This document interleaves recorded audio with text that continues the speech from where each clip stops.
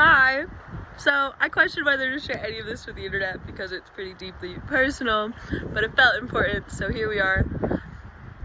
A year and a half ago, oh my god, decided that I wanted to figure out what unconditional self-love looked like, and I know intuitively I had to end relationships that I was in. I didn't want to rely on external validation to feel self-love. I was like, nope, I want it to come from somewhere deeper than that. So I ended all intimate relationships. I shaved my head and I moved to a new city. That was not really part of it, but it challenged me still. And honestly, that time in my life sucked. I did this intentionally, which was kind of funny, but I felt so insecure. It's weird not looking like how you feel like you're supposed to look, and I had to become okay with that because I didn't look how I thought I was supposed to look, and I got to release that. Forget about the supposed to, and I got to figure out how to accept exactly what I looked like. Radical acceptance, radical self-acceptance, exactly where you are, accept it, because all you have is how you are right now in this moment. And it was a journey to get there, and it's highs and lows. It's not like I'm perfect all the time now. There are times where I'm not stoked on myself, but there are a few things that I've learned along the way that I need to feel okay about myself.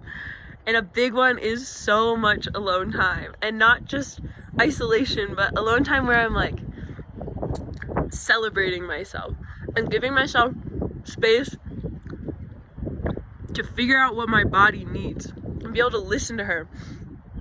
And I also made a pact myself last year to feel my body more and look at it less. And that means like sitting and like feeling what my body is telling me, and also physically touching my body. It made me feel way more stoked on my body, which I was very insecure about before. And treating myself like the sweetest lover might, and just creating real intimacy with myself. But you can't figure out what your body needs unless you actually listen and you tune in and you give yourself space and give yourself grace. Space and grace, very important. And yeah, just settle into that like sweetness. You just deserve to be celebrated. And it might feel ridiculous at first, but sometimes you gotta get a little high and dance in front of the mirror for a long time and just spend more time alone.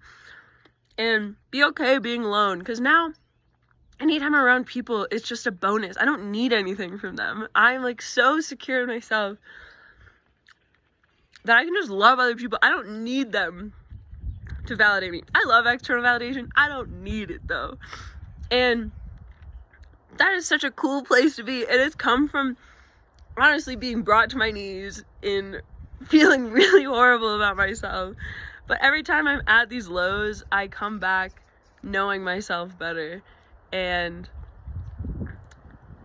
I don't want this like rockety self-love that's like reliant on what I look like or how other people see me. I want like deep self-love. And honestly, I can't tell you how to find that on your own. You have to figure that out on your own. But I assure you, any step you take towards radical self-acceptance will be worth it. Whether it's like just looking in the mirror in the morning and be like, damn, you look good, even if you don't believe it. I healed so much like body trauma by just being like, I love my tummy. I love my tummy. It sounds ridiculous. Just talk nicely to your body. Also, self-love looks different all the time. Sometimes for me, it's like deep intimacy with myself, loving up on myself, and sometimes it looks like wearing baggy clothes and not thinking about what I look like and just being of service to others. And there's just a lot of different ways to do it. I can't really tell you how to love yourself. That's a journey you get to go on your own, but I assure you it is worth it. It'll make everything in your life way juicier, and it's kind of scary, but it's worth it. Also, these raspberries are so good, and I'm very stoked on this. And yeah, You're worth it, and I love you.